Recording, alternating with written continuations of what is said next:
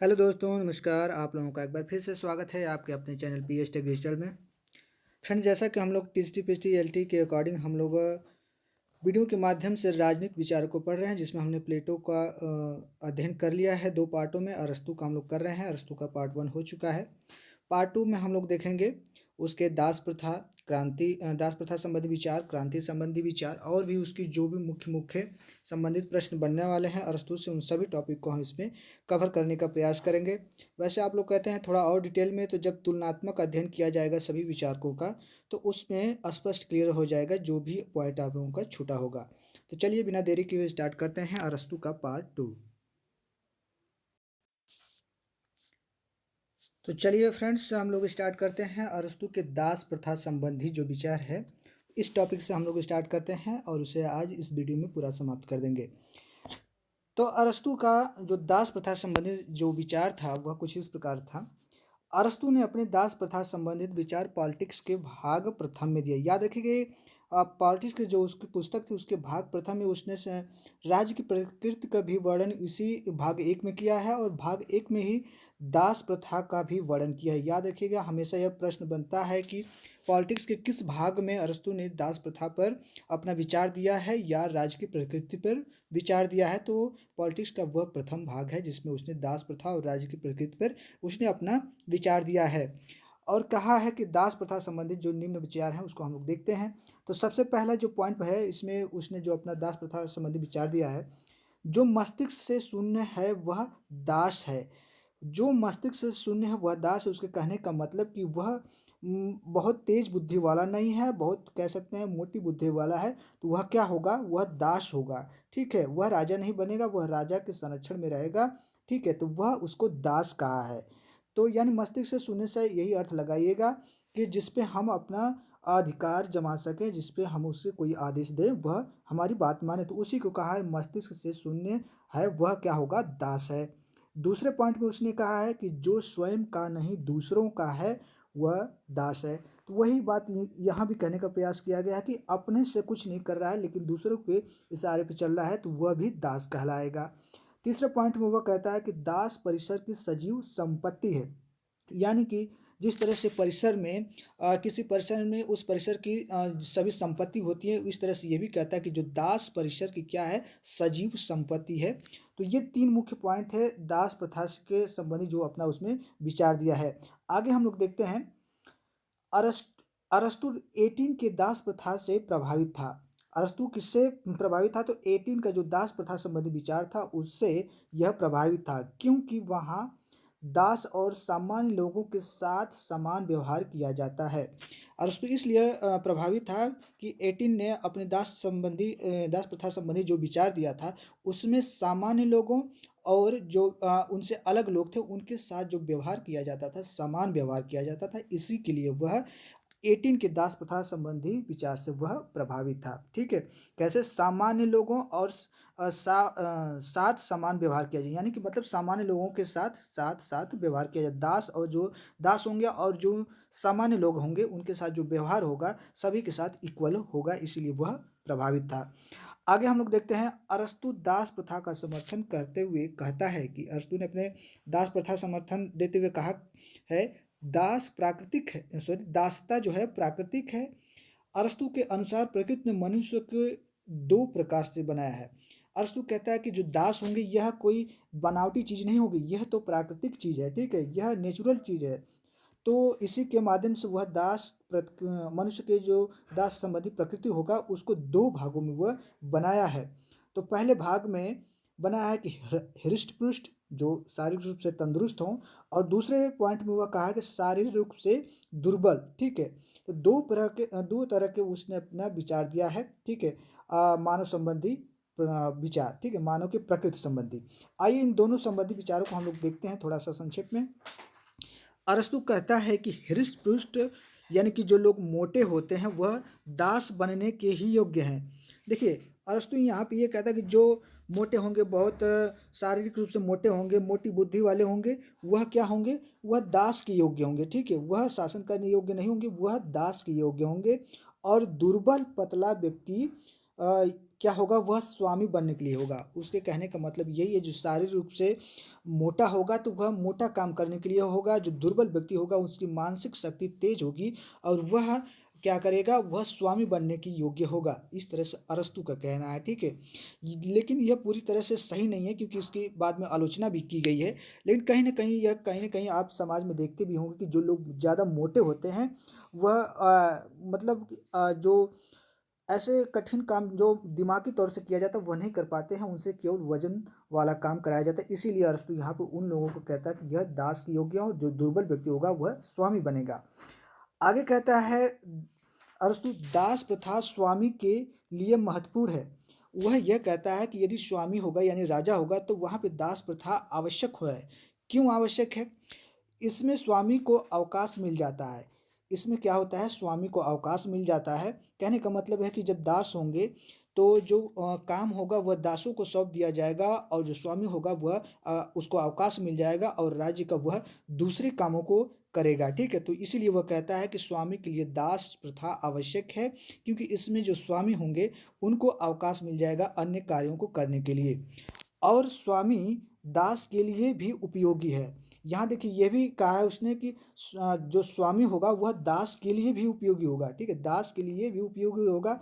क्यों? जब दास स्वामी के पास रहेगा तो उसके बुद्धि का विकास होगा। बाद में दास को मुक्त कर देना चाहिए और उसके साथ उचित व्यवहार करना चाहिए। अरस्तु कहता है कि स्वामी के लिए दास प्रथा तो आवश्यक है, ये तो सही है, क्योंकि उसे अवकाश मिल जाता है। और स्वामी के लिए दास भी उपयोगी है, क्योंकि इसमें क्या होता है कि जब स्वामी के संरक्षण में दास होगा तो उसकी बुद्धि का विकास होगा और बाद में क्या करेगा, स्वामी दास को मुक्त कर देगा। क्योंकि वह क्या होगा, अब दास बनने की योग्य नहीं, वह जो उचित शिक्षा है वह प्राप्त कर लिया है, वह अन्य कार्यों को भी कर सकता है। इसलिए वह कहता है कि दास जो स्वामी के पास रहेगा उसके अंदर जो बुद्धि का विकास होगा, ठीक है। और यह भी कहता है कि जो स्वामी होगा वह दास के साथ उचित व्यवहार करे, ठीक है, उचित व्यवहार करना चाहिए, ये नहीं कि निर्दयता पूर्वक उसके साथ व्यवहार करे।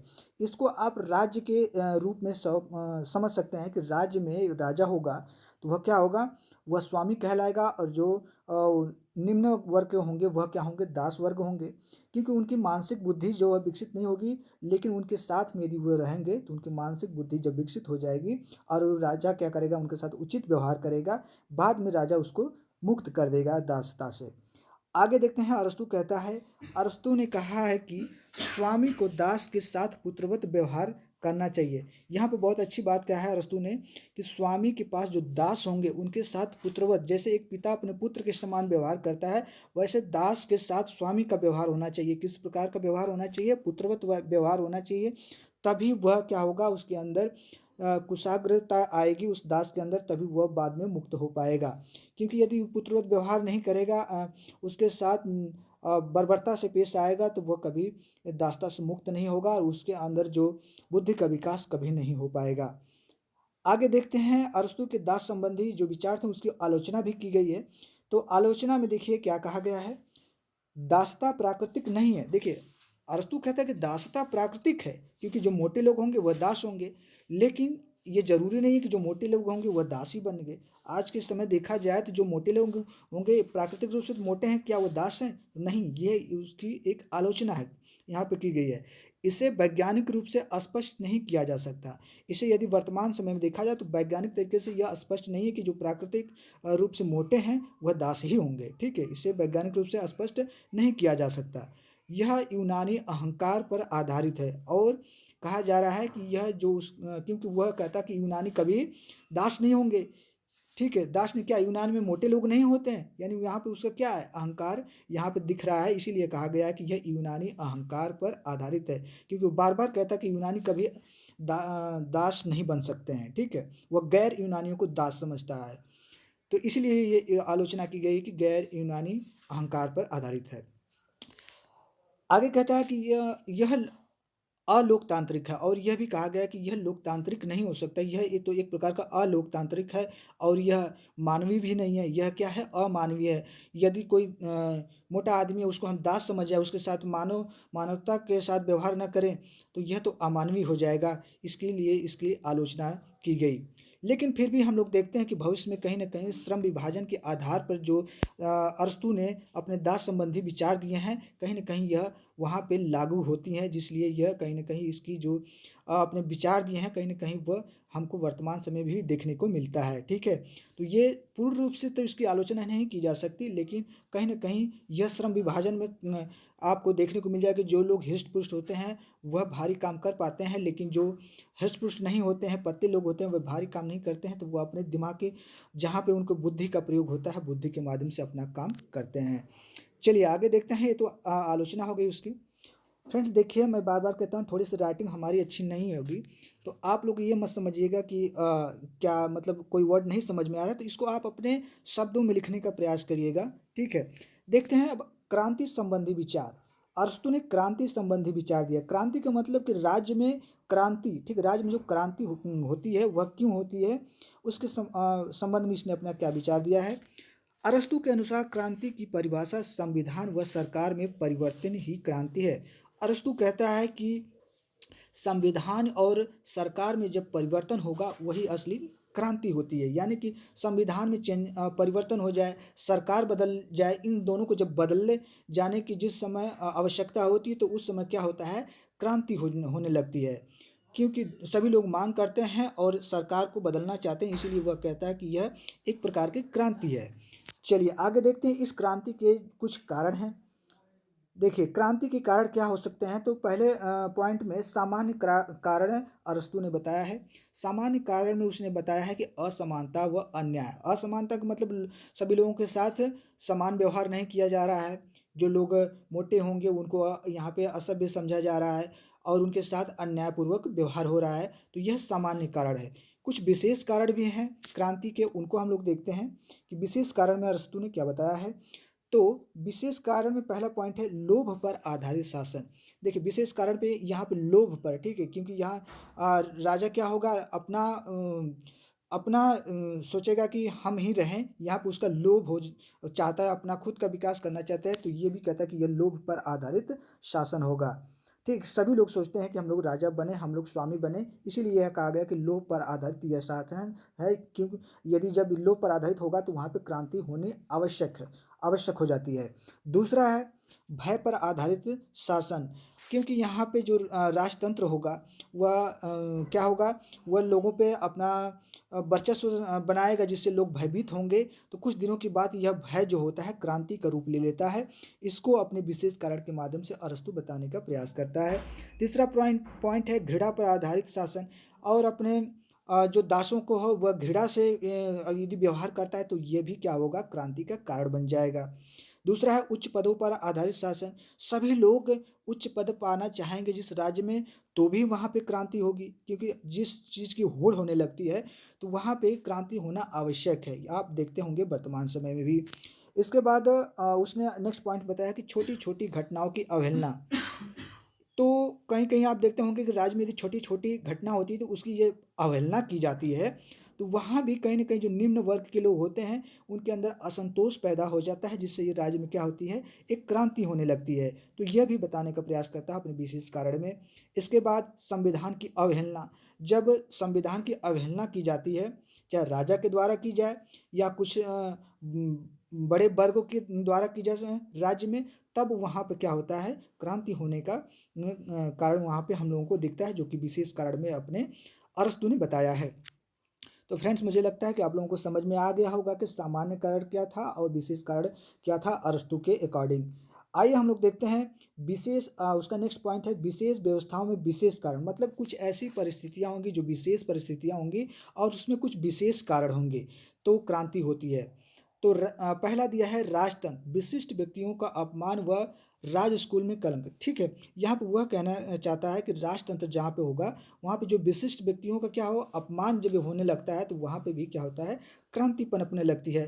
अरस्तु यह कहने का प्रयास कर रहा है।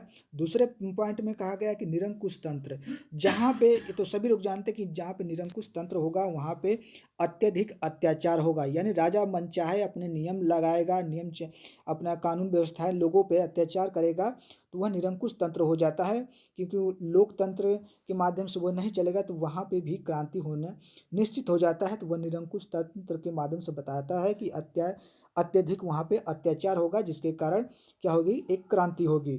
नेक्स्ट पॉइंट में बताया गया कि कुलीन तंत्र। तो कुलीन तंत्र मतलब कुछ लोगों का वहाँ पे शासन होगा, तो इससे क्या होगा, अमीरों की अपेक्षा की जाएगी। ठीक है, कुलीन तंत्र कुछ ही लोग होंगे तो और बाकी जो लोग होंगे उनकी उपेक्षा की जाएगी, जिसके कारण क्या होगा, वहाँ पे भी क्रांति होना संभावित होता है। नेक्स्ट पॉइंट में बताया गया है कि वर्ग तंत्र। वर्ग तंत्र में यह बताया गया है कि जैसे कोई निम्न वर्ग है, कोई उच्च वर्ग है, तो इन दोनों का क्या होता है कि उच्च वर्ग जो होता है निम्न वर्ग का शोषण करने लगता है, जिसके कारण क्या होता है, एक क्रांति वहाँ पे पनपने लगती है। तो यह वर्ग तंत्र के माध्यम से बताने का प्रयास करता है कि इसमें क्या होता है कि निम्न वर्ग का शोषण करने लगते हैं उच्च वर्ग, जिससे एक क्रांति होती है। आगे के पॉइंट में बताया गया है संवैधानिक तंत्र। संवैधानिक तंत्र में जो नियम कानून होते हैं, यदि उन नियम कानूनों के लोग नहीं मानते हैं, उसकी उपेक्षा करते हैं, तो वहाँ पे भी क्या होता है, क्रांति होना निश्चित हो जाता है। तो फ्रेंड्स, ये था अरस्तु के का आपके दास संबंधी विचार और क्रांति संबंधी कुछ विचार थे उसके, और उसके कुछ कारण थे जिसको हम लोगों ने देखा। यदि नहीं समझ में आया तो एक बार फिर से रिवाइज करके समझिएगा। आप लोग पॉइंट अपना अपने नोटबुक में लिखते चलिएगा, दोबारा देखेंगे, एक दो बार देखिए। ये सब थोड़ा सा कहानी के बेस पर आपको समझना पड़ेगा। ये कोई मैथ नहीं है, फिजिक्स नहीं है कि इसमें कोई फार्मूला है। ठीक है, आपको इस पे अपना, ठीक है, अपना व्यक्तित्व इस पे आपको लगाना पड़ेगा, तभी आप पॉलिटिकल साइंस को समझ पाएंगे। चलिए आगे देखते हैं, हम लोग देखते हैं कुछ और बातें अरस्तु ने बताया है, उसको देखते हैं। नेक्स्ट पॉइंट में अरस्तु कहता है कि अरस्तु पॉलिटिक्स के छठवें और सातवें भाग में क्रमशः क्रांति के कारण व उपायों की विशेष चर्चा करता है। तो यह प्रश्न बनता है कि अरस्तु ने पॉलिटिक्स के किस भाग में क्रांति के कारण और उपायों की चर्चा किया है। प्रश्न यहाँ से इस तरह से आपको बनेगा कि अरस्तु के पॉलिटिक्स के किस भाग में क्रांति के कारण व उपायों की चर्चा की गई है। तो छठवें और सातवें भाग में। ठीक है, पॉलिटिक्स के छठवें और सातवें भाग में क्या है, क्रांति के कारण और उसके उपायों की चर्चा की गई है। भाग 4 में क्या था, दासता संबंधी विचार दिया था। भाग 1 में दासता संबंधी विचार दिया है। ठीक है, और भाग 4 में क्या है, संवैधानों का क्या वर्गीकरण किया है। और छठवें सतवें में उसने क्या किया है, क्रांति के कारण व उपायों की चर्चा किया है। अरस्तु क्रांति का अर्थ बहुत ही संकीर्ण बताता है। ठीक है, अरस्तु ने जो अपनी क्रांति का अर्थ बताया है, कहीं ना कहीं वह पूरी तरह से हम लोग डिफाइन करें तो पूरी तरह से वह कह सकते हैं कि सही नहीं है, वह संकीर्ण है, एक छोटे रूप में उसको बताने का प्रयास किया है। ठीक है, आगे हम लोग देखते हैं संविधान व सरकार में परिवर्तन क्रांति है। ठीक है, आगे कहता है कि संविधान और सरकार में यदि परिवर्तन होता है, जैसा कि हम लोगों ने आगे पढ़ा हम लोगों ने, वहाँ यदि परिवर्तन होता है तो वह भी क्रांति का कारण बनता है। क्योंकि संविधान में यदि हम कोई परिवर्तन करना चाहेंगे, कुछ लोगों को वह सही लगेगा, कुछ लोगों को नहीं सही लगेगा, तो वहाँ पे भी लोग विद्रोह करेंगे, जो कि क्रांति का रूप होगा। सरकार का जब सरकार को बदलने की बात आएगी तो भी क्रांति होगी। तो ये अरस्तु कहता है कि संविधान और सरकार में परिवर्तन क्या होती है, क्रांति का कारण बनती है।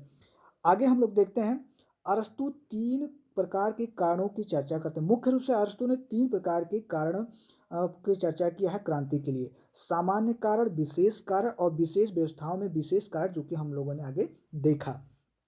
चलिए आगे हम लोग देखते हैं, अरस्तु क्रांति के कारणों से अधिक क्रांति को दूर करने के उपायों पर बल देता है। देखिए यहाँ पे अरस्तु ने कारणों से अधिक क्रांति को दूर करने के उपायों पर बल दिया। वो क्रांति के कारणों को अधिक नहीं जानने का प्रयास किया है, लेकिन उसको केवल दूर करने के उपायों पर बल दिया है। पहले तो आप क्रांति के कारण को जानिए, तब तो उसको दूर करने के उपाय को समझेंगे। क्रांति की समझ ही नहीं पा रहे हैं कि किस कारण क्रांति हो रही, केवल उसको आप कह रहे हैं कि ऐसे करेंगे तो ये होगा। नहीं, जो किस कारण क्रांति हो रही है उसमें हम सुधार करें तो ऑटोमेटिक क्या होगा, वह दूर होगा। ठीक है, तो ये उस पर बल दिया जो कि सही तर्क संगत नहीं है। आगे अरस्तु कहता है, अस्थि रोग से राज्य का विकास रुक जाता है। मतलब अस्थिर रोग जो कहता है कि अस्थिर रोग से क्या होता है, राज्य का विकास रुक जाता है। स्थिरता से राज्य का विकास होता है। और हाँ, और कहता है कि जहाँ पे स्थिरता होगी वहीं राज्य का विकास होगा, यह कहता है। अरस्तु क्रांति को रोकने के कुछ उपाय बताया है, उस उपायों को हम लोग देखते हैं। तो सबसे पहले उसने उपाय बताया है सामान्य उपाय। ठीक, क्या बताया है, सामान्य उपाय। तो सामान्य उपाय में उसने क्या क्या है, सामान्य कारण व विशेष कारण का हम यदि विपरीत कर दें तो अरस्तु के क्रांति को रोकने का सामान्य उपाय हो जाता है। इसमें देखा जाए यदि उसके जो सामान्य कारण थे क्रांति के और जो विशेष कारण हैं, इनको यदि हम विपरीत कर दें, ठीक है, इसको विपरीत कर दें, उसके अपोजिट कर दें, तो यह क्रांति को रोकने का सामान्य उपाय हो जाता है। ठीक है, अरस्तु का ये सामान्य उपाय है क्रांति को रोकने का। दूसरा पॉइंट कहता है कि विशेष उपाय। विशेष उपाय किस प्रकार से किया जाएगा, तो विशेष उपाय में बताता है यदि हमें विशेष व्यवस्था में विशेष कारणों को विपरीत कर दें तो अरस्तु की क्रांति को रोकने के विशेष उपाय हो जाते हैं। जैसे उसने अपने विशेष व्यवस्था में विशेष कारणों की चर्चा की है, इसको भी यदि हम क्या कर दें, विपरीत कर दें, तो क्रांति रोका जा सकता है, ऐसा अरस्तु कहता है। आगे यदि हम लोग देखते हैं, देखिए इतना डीप पढ़ने से मतलब ये नहीं कि एकदम डीप से ही प्रश्न बनेगा, लेकिन डीप आप जानते रहेंगे तो, क्योंकि आपके क्वेश्चन में कई विचारक होंगे, केवल अरस्तु तो होगा नहीं, तो तुरंत आप पकड़ लेंगे, क्योंकि कहानी के तौर पे इसको आप समझे रहेंगे तभी पकड़ पाएंगे उसके शब्दों को। देखिए अगर अगला उसका विचार है नागरिकता संबंधी विचार। वह नागरिकता संबंधी विचार देता है कि राज्य में किसको नागरिकता मिलनी चाहिए। ठीक है, वह किसको नागरिक मानता है उसको हम लोग देखते हैं। अरस्तु नागरिकता संबंधी विचार पॉलिटिक्स के भाग 3 में। देखिए यहाँ पे जो पॉलिटिक्स है यह पुस्तक काफ़ी महत्वपूर्ण है। भाग 3 में उसने नागरिकता संबंधी विचार दिया है। भाग 4 में वो याद रखिए, फिर से मैं बताता हूँ, भाग 4 में संविधानों का वर्गीकरण है। भाग 1 में क्या किया है, राज्य की प्रकृति पे बात करता है और दासता संबंधी विचार दिया है। 6वें और 7वें में उसने क्या किया, क्रांति के उपाय और कारणों की चर्चा किया है। लेकिन भाग 3 में नागरिकता संबंधी विचार दिया है। हमेशा अपने दिमाग में इसको नोट करके रखिए। चलिए, नागरिकता का आधार किस, ठीक है, नागरिकता का आधार किसे प्रदान नहीं किया जा सकता। ठीक है, नागरिकता को किस आधार पे किसको नहीं दिया जा सकता। जैसे हमारे देश में चल रहा है ना कि नागरिकता के संबंधी इस समय जो कानून चल रहे हैं फिलहाल कई स्टेटों में, तो वहाँ पे ये कहता है कि मतलब जो राज्य होगा उसमें किसे नागरिकता को, यदि कोई कहे कि हम इतने दिन से यहाँ पे हमको नागरिक बना दीजिए, तो इन्हीं चीज़ों पे वह चर्चा किया है। देखते हैं, तो किसे नहीं प्रदान किया जा सकता। सबसे पहला पॉइंट ये याद रखेगा, जन्म के आधार पर नागरिकता को मान्यता नहीं देता है। वह कहता है कि यदि हम इस राज्य में जन्म ले लिए तो हम वहाँ के नागरिक नहीं हो सकते, वह नागरिकता नहीं उस व्यक्ति को देना का इसमें चर्चा करता है, यानी कि जन्म के आधार पर आपको नागरिकता नहीं मिल सकती। दूसरा कह रहा है कि निवास को नागरिकता का आधार न हो। वह कहता है कि यदि आप बहुत दिनों से निवास कर रहे हैं, यहाँ पर रह रहे हैं, तो भी आप नागरिक नहीं हो सकते हैं राज्य के। ठीक है, वह इसको भी नहीं मानता है। व्यापार को नहीं मानता है, मतलब आप व्यापार करने गए हैं किसी राज्य में और आपको नागरिकता चाहिए, तो वह कहता है कि इसको भी आप आधार नहीं मान सकते हैं नागरिकता प्राप्त करने के लिए।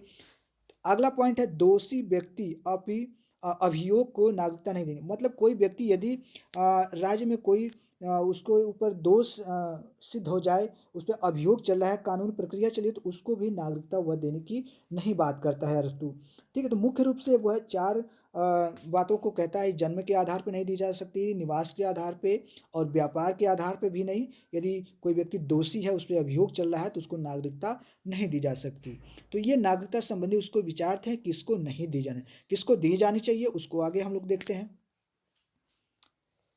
अभी यहाँ पे हम लोगों का जो पॉइंट है दोस्तों, ये है कि किन व्यक्तियों को नागरिकता नहीं प्रदान की जा सकती। वहाँ पे था किस आधार पे नहीं दी जा सकती, याद रखिए आधार था। यहाँ पे किन व्यक्तियों को नहीं दी जा सकती, यहाँ पे व्यक्तियों की बात है, वहाँ पे आधार की बात थी। ठीक है, तो अरस्तु कहता है कि जो वृद्ध होंगे उनको नागरिकता नहीं दी जा सकती है। क्यों, वो यह कहता है कि जो वृद्ध होते हैं वह तो दूसरे पे आश्रित हो जाते हैं, तो उनको नागरिकता देने का कोई मतलब नहीं है। यानी कि वह कहता है कि वृद्धों को नागरिकता नहीं देना चाहिए। और कहता है कि महिला को भी नागरिकता नहीं देनी चाहिए, जो कि सही नहीं है। लेकिन वह महिला को किस लिए नहीं देना चाहता है, कारण वह ये बताता है कि महिला भी क्या है, वह तो अब जन्म से शादी से पहले अपने माता पिता पर निर्भर होती है, इस शादी के बाद अपने पति पर निर्भर होती है, वह क्या है, स्वतंत्र नहीं है, इसलिए उसको भी नागरिकता नहीं दी जा सकती। यहाँ स्वतंत्रता की बात वह करता है कि जो व्यक्ति स्वतंत्र होगा, स्वतंत्र रूप से वह नियम कानून बना सकता है, तो वही नागरिक हो सकता है। लेकिन वो कहता है कि वृद्धों को नहीं मिल सकता, न महिलाओं को मिल सकता। आगे वह बच्चों को भी कहता है कि नागरिकता नहीं दी जा सकती, क्योंकि वो कहता है कि बच्चे भी तो उनके अंदर सोचने समझने की जो शक्ति होती है वह नहीं, वो तो दूसरों से भी क्या करते हैं, दूसरों का अनुकरण करते हैं, दूसरों से सीखते हैं, अपने माता पिता पर निर्भर होते हैं, तो उसको भी कहता है कि नागरिकता उनको नहीं दी जा सकती। और नेक्स्ट पॉइंट में कहा है कि दास श्रमिक, और कहता है कि जो दास होंगे और जो श्रमिक वर्ग होंगे, काम करने वाले, उनको भी नागरिकता नहीं दी जा सकती, क्योंकि दास भी किसी न किसी के अधीन है, श्रमिक भी जो है वह स्वतंत्र नहीं है। ठीक है, इसलिए वह इन लोगों को नागरिकता नहीं प्रदान करता है अकॉर्डिंग टू अरस्तु। किनको किनको फिर से देख लीजिए, वृद्ध को, महिला को, बच्चे को, दास और श्रमिक को। तो आप लोग एकदम नोट करते चलिए, स्क्रीनशॉट ले लीजिएगा आप लोग। आगे अरस्तु अपनी नागरिकता प्राप्त करने का आधार जो बताया है कि किनको किस आधार पर नागरिकता दी जा सकती है, देखते हैं। वह व्यक्ति जो न्यायिक व विधायिक कार्यों में सक्रिय भूमिका निभाता हो, वह उस व्यक्ति को नागरिकता का आधार मानता है जो क्या करे, न्यायिक व मतलब जो न्यायिक प्रक्रिया हो और विधायी प्रक्रिया में क्या हो, सक्रिय रूप से भाग ले, उसको नागरिकता प्रदान करना चाहता है अरस्तु। ठीक है, यहाँ पे न्यायिक और विधायिक यानी कि राजनैतिक जो क्रियाएं होंगी और जो न्यायिक क्रियाएं होंगी, उनमें यदि वह सक्रिय रूप से भाग लेता है तो उसे नागरिकता प्रदान की जा सकती है, ऐसा अरस्तु कहता है। आगे कहता है कि पर्याप्त अवकाश, देखिए वही बात होगी, पर्याप्त अवकाश, जिसके पास बहुत अवकाश हो, जिसके पास समय हो सोचने का, समझने का, ठीक है, नियम बनाने का, कानून बनाने का, उसको नागरिकता दी जानी चाहिए, क्योंकि वह दूसरों के अधीन नहीं है, उसके पास समय है इस सब करने के लिए। ठीक है, वह किसी के संरक्षण में नहीं है कि कोई दूसरा उसको ऑर्डर देगा तो वह करेगा, वह खुद स्वतंत्र है, उसके पास बहुत सारा समय। ये नहीं कि आज हमने यह कानून बना दिया, कल हम चले गए कहीं और, हमारे पास कोई उस कानून को फिर नियम संशोधन करने के बाद हमारे पास समय नहीं है, तो ऐसे व्यक्तियों को नहीं कहता है। लेकिन यदि पर्याप्त अवकाश है तो उनको नागरिकता वह देता है अरस्तु। और आगे देखते हैं हम लोग, संपत्ति जिसके पास हो और उसके पास क्या हो, दास हो, और कहता है जिसके पास बहुत सारा धन हो और उसके पास दास हो तो उसको भी नागरिकता प्रदान की जा सकती है। तो वह मुख्य रूप से तीन पॉइंट बताता है कि जो व्यक्ति न्यायिक विधायिक कार्यों में सक्रिय भूमिका निभाता हो और जिसके पास पर्याप्त अवकाश हो और जिसके पास बहुत सारा धन हो और उसके पास दास हो, तो वो उसको नागरिकता दी जा सकती है। ये आधार बनाया है अरस्तु ने। चलिए, तो नागरिकता संबंधी ये तो उसके आधार थे, किस प्रकार से दिया जा सकता है, किस प्रकार से किसको नहीं दिया जा सकता है। ठीक है, किनको देना चाहिए, किनको नहीं देना चाहिए, ये तो हम लोगों ने अध्ययन कर लिया। अब नागरिकता संबंधी भाई कहीं ना कहीं तो कुछ तो कमियां होंगी, उन उसकी आलोचना भी की गई है इस पे। तो देखते हैं नागरिकता संबंधी उसकी आलोचना अरस्तु की। तो इसमें उसने सबसे पहला पॉइंट हम लोगों का संकुचित प्रवृत्ति। वह देखिए इसमें बहुत संकुचित प्रवृत्ति यानी बहुत छोटे रूप में उसने इसको समझने का प्रयास किया है, इसलिए उसकी आलोचना की गई है। अल्पसंख्यक के लिए, ये सभी के लिए तो नहीं लागू हो सकता, क्योंकि भाई जिसके पास धन होगा, ठीक है, जिसके पास अवकाश होगा, जिसके पास, ये तो कम ही लोग होंगे। ठीक है, कम ही लोग, जहाँ पे कोई संख्या कम मात्रा में हो तो उसको हम लोग अल्पसंख्यक कहते हैं। तो सभी लोगों के पास तो धन होगा नहीं, सभी लोगों के पास तो दास होगा नहीं, सभी लोग तो न्यायिक कार्यों में भाग लेंगे नहीं। तो ये भी तो क्या होगा, एक प्रकार की उसकी इस तरह से आलोचना की जाती है कि अल्पसंख्यक के लिए ये है। और दूसरा, यह अलोकतांत्रिक है। बिल्कुल सही है, लोकतांत्रिक मतलब ये सभी लोगों के लिए नहीं है, ये तो अलोकतांत्रिक हो गया। अगला पॉइंट है अराजकता और अशांति क्रांति की संभावना। देखिए इस तरह की जब नागरिकता संबंधी वह अपना विचार देता है तो वहाँ पे अराजकता होगी, क्योंकि भाई सभी लोग, कुछ ही लोगों को वह नागरिकता नागरिकता देना चाहता है, तो वहाँ पे अराजकता फैलेगी, कानून व्यवस्था बिगड़ेगी, वहाँ अशांति होगी, जो कि क्या बनेगा, एक क्रांति का कारण बन जाएगा। ठीक है, वहाँ पे क्रांति होने की संभावना होगी। तो फ्रेंड्स देखिए, मैं अपने शब्दों में समझाने का प्रयास कर रहा हूँ, या यदि आप लोगों को वीडियो पसंद आए तो ज़रूर से आप लोग एक लाइक तो करने का बनता है, आगे जैसे आप लोगों की मर्जी। चलिए देखते हैं शिक्षा संबंधी विचार। अरस्तु ने अपने राज्य में जो, उसके राज्य में जो किस प्रकार के शिक्षा संबंधी विचार, मतलब अपने शिक्षा संबंधी क्या आधार होने चाहिए, वह विचार दिया है। देखते हैं हम लोग। तो अरस्तु के शिक्षा संबंधी विचार में पहला पॉइंट है, अरस्तु ने शिक्षा संबंधी विचार पॉलिटिक्स के 8वें भाग, देखिए अब यहाँ पे भी आप लोगों का आ गया 8वें भाग। हमेशा याद रखिए यह जो पॉलिटिक्स के भाग हैं यह बहुत मायने रखते हैं। ये प्रश्न काफ़ी बनता है पीएचडी में और आपकी एलटी ग्रेड में, ठीक है, क्योंकि थोड़ा सा डीप जब पूछेगा तो इसी तरह से पूछेगा। पॉलिटिक्स के किस भाग में शिक्षा संबंधी अरस्तु ने विचार दिया है, किस भाग में संविधानों का वर्गीकरण किया है, किस भाग में राज्य की प्रकृति के बारे में अपना विचार दिया है, ठीक है। तो इस तरह के प्रश्न आपको बनने हैं। तो पॉलिटिक्स के भाग 8 में उसने क्या किया है, शिक्षा संबंधी विचार अपने दिए हैं। कि कौन से भाग में, 8वें भाग में पॉलिटिक्स के। आगे हम लोग देखते हैं वह केवल 21 वर्ष तक की शिक्षा का विचार दिया। वह केवल कहता है कि 21 वर्ष तक ही शिक्षा आप ग्रहण करिए, फिर इसके बाद आप दूसरे कार्यों में लग जाइए। यह अरस्तु का केवल 21 वर्षीय शिक्षा व्यवस्था है। और नेक्स्ट पॉइंट में अरस्तु कहता है शिक्षा के द्वारा ही सद्गुणों का विकास होता है और मानवीय आवश्यकताओं की पूर्ति होगी।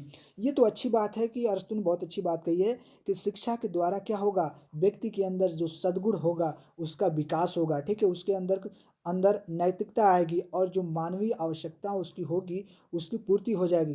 कहा जाता है कि आज के समय में जो व्यक्ति शिक्षित है वह कुछ न कुछ कार्य करके अपना जीवन यापन कर लेगा। तो इसी चीज़ को वह कहने का प्रयास करता है कि शिक्षा ही सद्गुणों का विकास है, हमारे अंदर नैतिकता लाता है और मानवीय जो हम लोगों की आवश्यकता होगी शिक्षा के माध्यम से उसको हम लोग पूरा कर लेंगे। इस तरह से वह अपना विचार शिक्षा के माध्यम से देता है अरस्तु।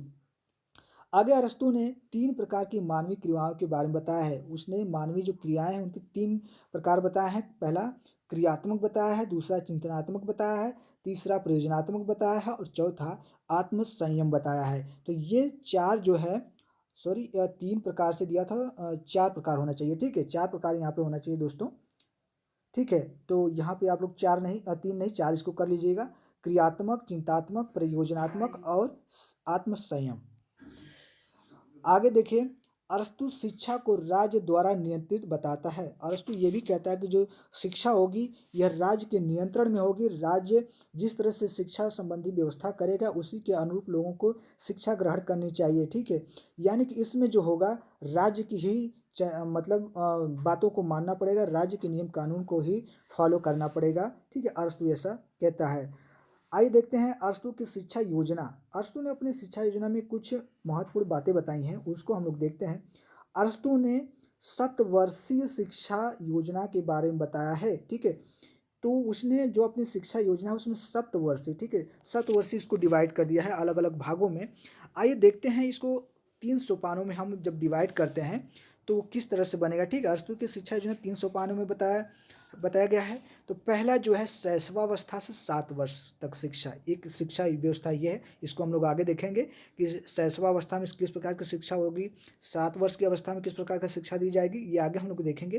पहले ये देखते हैं कि वो 3 जो सोपान है कौन कौन से। शैशवावस्था से 7 वर्ष पहला, दूसरा जो है आपका 7 वर्ष से 14 वर्ष बताया है और तीसरा उसने 14 वर्ष से 21 वर्ष शिक्षा संबंधी योजना अपना बताया है जो कि सप्तवर्षीय उसकी शिक्षा। देख लीजिए 7 यहाँ भी हो गया, 7 यहाँ पे होगा तो यहाँ पे भी 7 हो रहा है, 7 दूना 14 हो गया और यहाँ पे 21 वर्ष बताया है 14 से, तो यहाँ भी 7 का अंतर है, यानी कि सप्तवर्षीय वह उसकी शिक्षा योजना है अरस्तु की, ठीक है। आइए अब हम लोग देखते हैं कि शैशवावस्था में वह किस प्रकार से शिक्षा अपना दिया है। अरस्तु ने कहा है कि शैशवावस्था माता पिता की देखभाल की आवश्यकता है। बहुत अच्छी बात कहा है अरस्तु ने कि जो शैशवावस्था होगी यह माता पिता के संरक्षण की आवश्यकता होती है, ठीक है। यानी जो शैशवावस्था बच्चा जब शैशवावस्था में होगा तो माता पिता का दायित्व होगा कि वह अपने बच्चे को शिक्षा प्रदान करें, ठीक है। अपने बच्चे में सद्गुणों का विकास करें, नैतिकता मौलिकता जो है माता पिता का ये क्या होता है अधिकार, मतलब उनके कह सकते हैं उनका ये अधिकार भी कह सकते हैं और ये उनके लिए ही आवश्यक है। और कहता है कि इस अवस्था में बालक को दूध पिलाना चाहिए, दूध पिलाना चाहिए, शराब नहीं देनी चाहिए। देखिए कितनी अच्छी बात बताया है अरस्तु ने कि इस अवस्था में बच्चे को दूध पिलाने का मतलब आप वो उसको अच्छे मतलब जो अच्छी बातें हैं उसको बताइए। ये नहीं कि कुछ ऐसे चीज़ों से आप इन्वॉल्व कर दीजिए जो उसके लायक नहीं है, क्योंकि क्या होगा, जो बच्चा आप मनोविज्ञान पढ़े होंगे तो जो बच्चे 5 वर्ष तक जब सीख जाते हैं तो वही उनके प्रौढ़ावस्था तक वह विद्यमान वो चीज़ें रहती है। इसीलिए वह कहता है कि इस अवस्था में दूध पिलाना चाहिए, शराब नहीं। ठीक है, तो ये कहने का मतलब कि दूध शराब से नहीं लिया है, वह अच्छी बातों और खराब बातों का उसका कहने का अर्थ है। चलिए आगे देखते हैं। इस अवस्था में छोटे-छोटे खेल खिलवाना चाहिए जिससे कि शारीरिक विकास अच्छी तरह से हो सके। वह कहता है कि जो शैशवावस्था होगी, इसमें माता-पिता का दायित्व है कि वह अपने बच्चों को छोटे-मोटे जो खेल होते हैं उससे खिलवाना चाहिए और शारीरिक विकास पे भी ध्यान रखना चाहिए, ठीक है? शारीरिक विकास पे उसको पौष्टिक भोजन दिया जाए, उसको थोड़ा टहलाया जाए, ठीक है? खेलने के लिए प्रेरित किया जाए। तो अरस्तू इस अवस्था में खेल खिलवाना और शारीरिक विकास अच्छी तरह से हो, इस पे बल देता है। इसके बाद हम लोग देखते हैं 5 वर्ष की अवस्था। 5 वर्ष की अवस्था में किस प्रकार की वह शिक्षा की व्यवस्था करता है। इस अवस्था में बच्चों को गालियों से दूर रखना चाहिए। बहुत अच्छी बात बताया है अरस्तू ने, कहा कि 5 वर्ष की अवस्था जब होगी तो बच्चों को गालियों से दूर रखना। अक्सर आप लोग देखते होंगे कि इस अवस्था में बच्चे जो हैं दूसरों के बातों को अनुकरण करके बहुत तेज सीखते हैं, इसलिए गालियों से उनको दूर रखना चाहिए, ठीक है? क्योंकि वह ये नहीं समझेगा कि गाली हमारे लिए अच्छी है या बुरी है, वह तो केवल सीखने का प्रयास करता है कि कौन क्या बोल रहा है और क्यों बोल रहा है, इससे उसको मतलब नहीं है, ठीक है? वह सीख लेता है, इसलिए गालियों से क्या करना चाहिए, उसको दूर रखना चाहिए 5 वर्ष की अवस्था में। दूसरा बताया है कि अश्लील चित्रों से दूर रखना चाहिए। ये तो बहुत अच्छी बात है कि असली जो चित्र होंगे, ठीक है, असली चित्र हो गया, आजकल असली अखबारों में देखते हैं कि इस तरह की मैगजीन वगैरह या टीवी में जो इस तरह से प्रोग्राम हो तो बच्चों को इनसे दूर रखना चाहिए। ये 5 वर्ष की अवस्था में अरस्तू अपनी शिक्षा व्यवस्था में बताता है। आगे देखते हैं 7 वर्ष की अवस्था। 7 वर्ष की अवस्था में, इस अवस्था में बालक को दास से दूर रखना चाहिए, क्योंकि दास में विवेक नहीं होता है। तो ये पूर्ण रूप से तो ये सही नहीं है, लेकिन ये फिर भी सही है कि इस अवस्था में बालक को दास से दूर रखना चाहिए, क्योंकि वह कहता है कि दास जो होंगे मोटी बुद्धि के होंगे, उनके अंदर विवेक नहीं होगा, ठीक है? वह कार्य को अपने दिमाग से नहीं करेंगे, वह केवल बल से करते हैं। इसलिए इस अवस्था में बालक को, जो 7 वर्ष का बालक होगा, दास से उसको दूर रखना चाहिए। ऐसा कहता है क्योंकि उस दास के अंदर जो है विवेक नाम का चीज़ नहीं होता है, अरस्तू के अकॉर्डिंग, ठीक है? ये मैं नहीं कह रहा हूँ, सारे ये जो टॉपिक है अरस्तू के हैं भाई, ठीक है? चलिए, 7 वर्ष के बाद बालक को लिखना व पढ़ना और सारी गतिविधियाँ भी देनी चाहिए, ठीक है? तो वह कहता है कि 7 वर्ष यदि बीत जाए तो बच्चे को क्या करना चाहिए, लिखना सिखाना चाहिए, पढ़ना सिखाना चाहिए और सारी गतिविधियाँ, उसको थोड़े छोटे-मोटे काम करवाना भी सिखाना चाहिए 7 वर्ष की अवस्था के बाद बालक को, ठीक है? कि लिखना, पढ़ना और सारी गतिविधियाँ देना चाहिए। अब देखते हैं 14 से 21 वर्ष की अवस्था में वह क्या बताता है। अरस्तू ने इस अवस्था को 2 भागों में विभाजित किया है। पहला 14 से 17, ठीक है? 14 से 21 अवस्था को 2 भागों में विभाजित किया है। पहला उसने किया है 14 से 17। इस अवस्था में अरस्तू ने गंभीर अध्ययन, शारीरिक व्यायाम पर जोर दिया है। अरस्तू जो 14 से 17 वर्ष की अवस्था होती है, उसने कहा कि इसमें बच्चे को, जो बालक होगा, उसको गंभीर अध्ययन कराया जाए, ठीक है? और उसके शारीरिक व्यायाम पे ज़्यादा जोर दिया जाए, ठीक है? अरस्तू 14 से 17 वर्ष की अवस्था में बालक के लिए यह अपनी व्यवस्था करता है। दूसरी जो उसकी व्यवस्था होती है वह 18 से 21 वर्ष है, ठीक है? क्या है? 18 से 21 वर्ष। इस अवस्था में व्यायाम और संगीत पर जोर दिया है अरस्तू ने। देखिए, व्यायाम मतलब शारीरिक व्यायाम तो 14 से 17 में भी था, लेकिन 18 में भी व्यायाम है और संगीत पर जोर देने की बात किया है, ठीक है? किस पे? 18 से 21 में व्यायाम और संगीत पर जोर देता है कौन? अरस्तू। आगे के पॉइंट में हम लोग देखते हैं कि अरस्तू ने कहा है कि 14 से 21 वर्ष के बीच बालक को शासन व्यवस्था को जानकारी देनी चाहिए, जिस शासन व्यवस्था में वह हो। अरस्तू कहता है कि जब बालक की अवस्था 14 से 21 वर्ष की हो तो उस समय उसे जो शासन व्यवस्था उसके राज्य में हो, उसके आसपास जो माहौल चल रहा है, उसके बारे में उसको जानकारी देनी चाहिए। किस अवस्था में? 14 से 21 वर्ष की अवस्था में जो उसके राज्य में शासन प्रणाली चल रही है उसके बारे में उसको कुछ ज्ञान उसको देना चाहिए, ठीक है? अरस्तू के इस तरह से कहता है। आगे हम लोग देखते हैं अरस्तू की शिक्षा योजना में। अब भाई कुछ ना कुछ तो कमियां होंगी। अब क्या कमियां हैं, आइए उनको हम लोग देखते हैं। पहला पॉइंट हम लोग देखते हैं, कमी तो सिर्फ नागरिकों को शिक्षा की व्यवस्था की है, तो वह केवल इसमें जो व्यवस्था किया है शिक्षा की, वह केवल नागरिकों को किया है, क्योंकि भाई दासों को तो नागरिक मानता नहीं है, तो दास के लिए तो शिक्षा व्यवस्था हुई नहीं। और सैद्धांतिक पर कम जोर दिया है, तो वह सैद्धांतिक जो चीज़ें होती हैं उन पर वह कम जोर दिया है, और वह भौतिकवादी चीज़ों पे ज़्यादा जोर देता है। कौन? अरस्तू। अगला पॉइंट में बताया गया कि संगीत और व्यायाम पर ज़्यादा जोर दिया गया है। हाँ, तो आप लोगों ने जैसा देखा है कि उसने क्या किया है, संगीत और व्यायाम पर क्या है, काफ़ी बल दिया है, तो ये भी कमियाँ है, ठीक है। बाकी और भी शिक्षा है तो वो देना चाहिए, ठीक है। तो वो शिक्षा इस पर ज़्यादा बल नहीं दिया है, केवल वो संगीत और व्यायाम पर जोर देता है। इसकी शिक्षा योजना पक्षपातपूर्ण है, तो ये तो स्वाभाविक से समझ में आ जा रहा है। जब किसी एक वर्ग को हम केवल शिक्षा की व्यवस्था करें, ठीक है, क्या कहते हैं, दासों को न दें, और किसी न किसी एक वर्ग को ऐसा कोई बड़ा वर्ग है जिसको हम छोड़ देते हैं, तो ये तो पक्षपात हो जाएगा, स्वाभाविक सी बात है। तो ये भी उसकी एक प्रकार की कमी है। आइए हम अरस्तू की तुलना करते हैं, ठीक है। किससे करेंगे हम लोग? प्लेटो से तुलना करेंगे। कुछ समानताएं होंगी, कुछ असमानताएं होंगी, क्योंकि अरस्तू के भाई प्लेटो का क्या था, शिष्य था। तो देखते हैं कि प्लेटो के विचार और अरस्तू के विचार में क्या समानताएं हैं और क्या असमानताएं हैं। तो सबसे पहले हम यदि समानता देखते हैं तो पहला पॉइंट है दास व्यवस्था का समर्थन। देखिए, प्लेटो ने भी दास व्यवस्था का समर्थन किया है, और ये अरस्तू ने भी किया है, ठीक है। कौन कौन? प्लेटो ने भी दास व्यवस्था का समर्थन किया है, और अरस्तू को तो हम लोग पढ़ ही रहे हैं, यह दास व्यवस्था का भी समर्थन किया है, क्योंकि बोला है कि स्वामी के लिए दास आवश्यक है, ठीक है। तो दोनों लोग ही क्या करते हैं, दास व्यवस्था को समर्थन देते हैं, इसलिए ये क्या है, इनके बीच समानता है। दूसरा, निम्न वर्ग की उपेक्षा दृष्टि से देखना, ठीक है। तो प्लेटो ने भी जो निम्न वर्ग होगा उसको उसकी उपेक्षा किया है, और अरस्तू भी निम्न वर्ग की उपेक्षा किया है। अब देखते हैं, ये तो समानता थी, दोनों की ये समानता थी।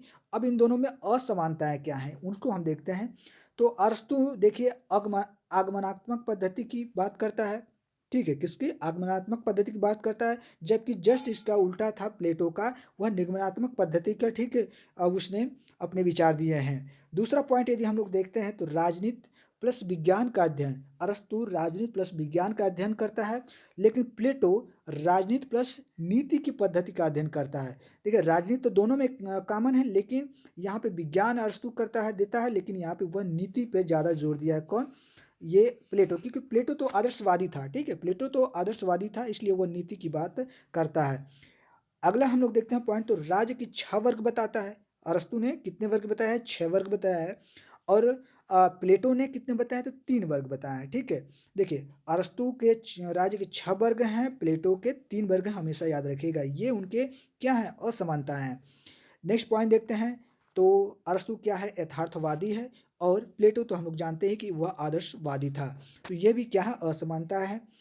यदि नेक्स्ट पॉइंट आगे बढ़ते हैं तो देखते हैं हम लोग, न्याय क्या है? इसमें वितरणात्मक है अरस्तु का, और प्लेटो का क्या है? कार्यात्मक विभेदीकरण है, ठीक है। अरस्तु का न्याय जो है वितरणात्मक है, और प्लेटो का क्या है? विभेदीकरण है न्याय। आगे के पॉइंट में हम लोग देखते हैं, तो शिक्षा नागरिकों के लिए है। अरस्तु जो है शिक्षा नागरिकों के लिए व्यवस्था करता है, और प्लेटो जो है, प्लेटो सभी के लिए। यहाँ पे बहुत अच्छी बात किया है कि प्लेटो ने सबको शिक्षा देने की बात किया है, वह स्त्रियों को, बच्चों को, सबको। लेकिन अरस्तु ने क्या किया है कि केवल नागरिकों को। भाई, नागरिकों को उसी को नागरिक मानता है, दास को मानता ही नहीं है, बच्चों को मानता ही नहीं है, वृद्धों को नागरिक मानता ही नहीं। तो लेकिन जस्ट इसके उल्टा प्लेटो क्या है? सभी के लिए किया, वह स्त्री, बच्चों, बूढ़ों को, सबके लिए किया है। क्योंकि प्लेटो की जो शिक्षा व्यवस्था है काफ़ी लंबी व्यवस्था है, तो इसलिए यह काफ़ी लंबे समय तक चलती है। तो ये दोनों की क्या है? एक प्रकार से असमानता है। आगे हम लोग देखते हैं अरस्तु एवं मार्क्स का तुलना, ठीक है।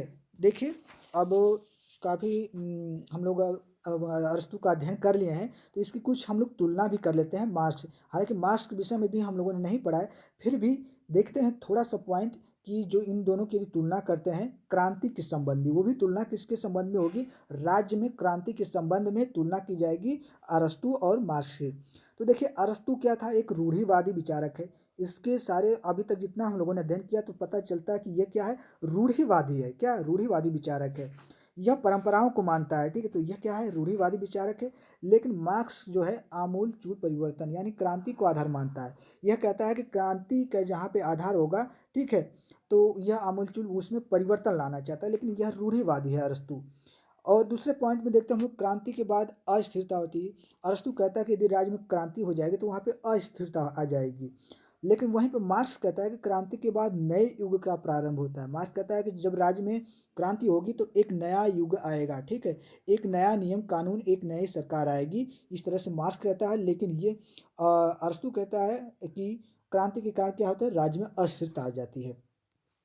आगे के पॉइंट में हम लोग देखते हैं, शासक वर्ग के असंतोष की भावना के स्वरूप क्रांति होती है।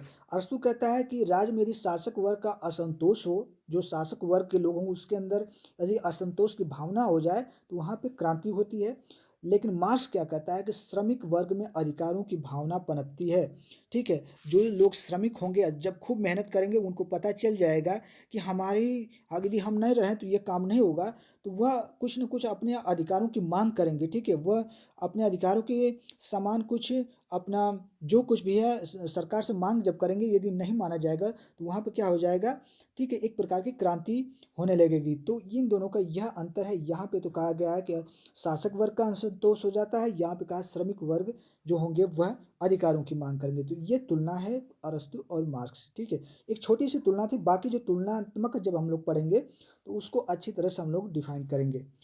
आगे चलिए देखते हैं, लास्ट में हम लोग वैसे तो हम मुझे लगता है कि काफ़ी जो मुख्य मुख्य पॉइंट थे उसको हम लोगों ने कवर कर लिया है। अब कुछ अरस्तू की जो मुख्य रचनाएं हैं, रिपब्लिक हम लोग सॉरी पॉलिटिक्स तो हम लोगों ने देख लिया पॉलिटिक्स के बारे में, लेकिन कुछ और रचनाएं जो कि एग्जाम में पूछ देता है तो उसको हम लोग देख लेते हैं। तो इसकी एक अन्य पुस्तक ये है द कॉन्स्टिट्यूशन, ठीक है, द इसकी कॉन्स्टिट्यूशन पुस्तक है। देखिए, पॉलिटिक्स द कॉन्स्टिट्यूशन ये अरस्तू के है, लेकिन कॉन्स्टिट्यूशन में उसने क्या चर्चा किया है, राजनीति पर यह पुस्तक है। दूसरी इसकी अन्य पुस्तक है कैटेगरीज द टॉपिक्स, ठीक है, इसकी एक अन्य पुस्तक कैटेगरीज द टॉपिक नाम से, जिसपे उसने दर्शन शास्त्र व तर्कशास्त्र व दर्शन पे इस पे चर्चा किया है, कैटेगरीज द टॉपिक नामक पुस्तक पे। तीसरी पुस्तक उसकी एक अन्य है मेट्रियोलॉजी, ठीक है, मेट्रियोलॉजी, इसमें वह क्या बताता है, भौतिक विज्ञान पर वह चर्चा किया है, ठीक है, याद रखिएगा। द कॉन्स्टिट्यूशन में राजनीति पर, कैटेगरीज द टॉपिक पर क्या किया है, तर्कशास्त्र व दर्शन पर, और मेटीरियोलॉजी में उसने भौतिक विज्ञान पर चर्चा किया है। और उसकी एक अन्य और महत्वपूर्ण पुस्तक है जिसका नाम है हिस्ट्री ऑफ एनिमल, ठीक है। यह कई बार पूछा गया है प्रश्न, हिस्ट्रीज ऑफ एनिमल किसकी पुस्तक है। देखिए, यह बहुत बार पूछा गया है, ठीक है, पीजीटी में भी पूछा गया है कि हिस्ट्रीज ऑफ एनिमल, टीएसटी में तो पूछता ही है। तो यह किसकी रचना है, अरस्तू के है। और इस पे किस पे अध्ययन किया चर्चा हुई है, तो शरीर विज्ञान पे, ठीक है, किस पे, शरीर विज्ञान पे कौन सी पुस्तक है, हिस्ट्री ऑफ एनिमल। भौतिक विज्ञान पे कौन सी पुस्तक है, मेटीरियोलॉजी।